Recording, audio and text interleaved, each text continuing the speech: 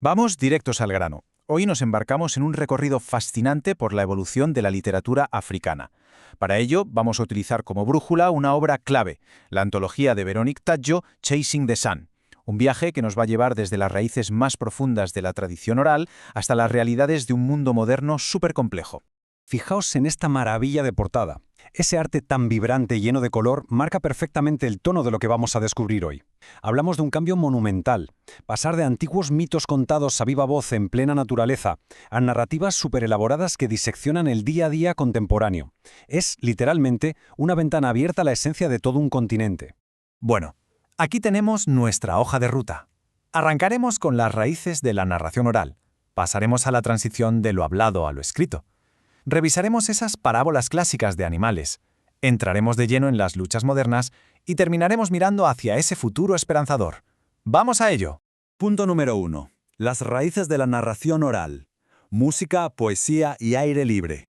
Imaginemos por un momento cómo era esto antes de la colonización.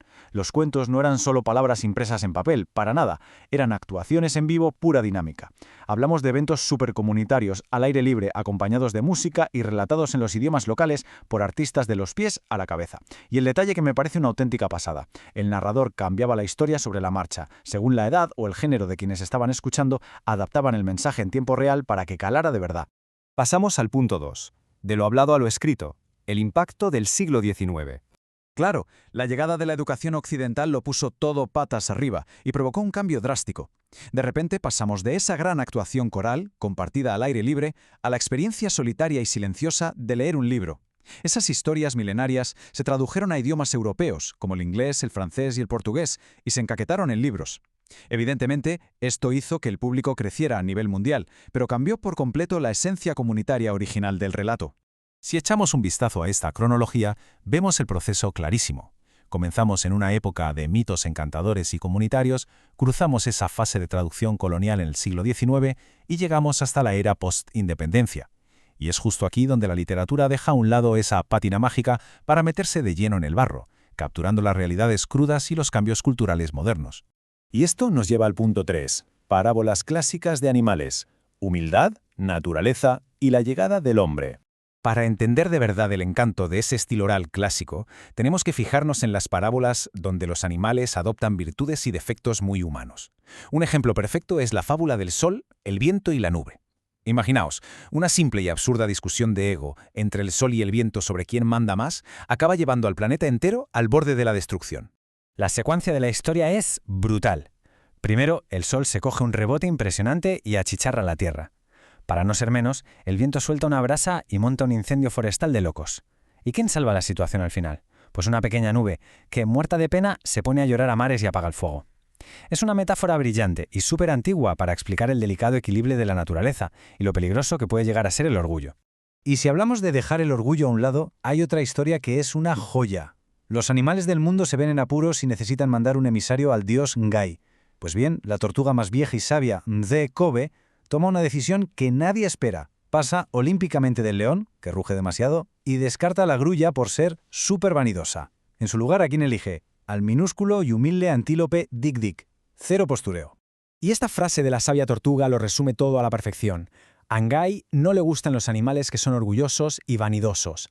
Nos enseña que la fuerza bruta y levantar la voz no te garantizan el éxito. Lo que de verdad cuenta es la agilidad y la humildad.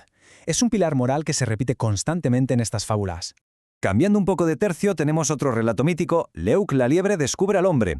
Aquí presenciamos ni más ni menos que la llegada de la humanidad, pero con un giro interesantísimo. Nos cuentan este gran evento histórico desde la mirada curiosa y muy cautelosa de un animal salvaje.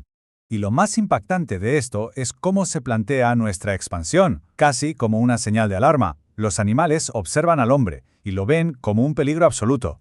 Somos esos seres extraños que levantan vallas, que viven en cabañas puntiagudas gigantes y que son capaces de dominar a enormes rebaños usando solo la voz.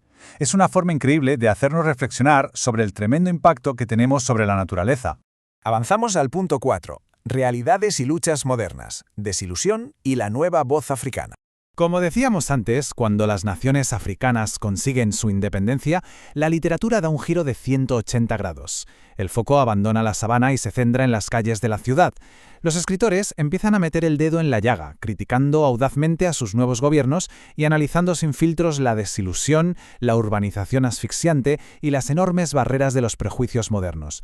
Como podemos comprobar en esta tabla, gigantes de la literatura como Naguib Mahfouz o Meshach Asare entran a debatir temas verdaderamente densos y complejos. Usan la sátira o el realismo para abordar la injusticia social y económica, creando historias hechas a medida para un lector actual, un lector que está intentando abrirse paso en un mundo que cambia a una velocidad de vértigo.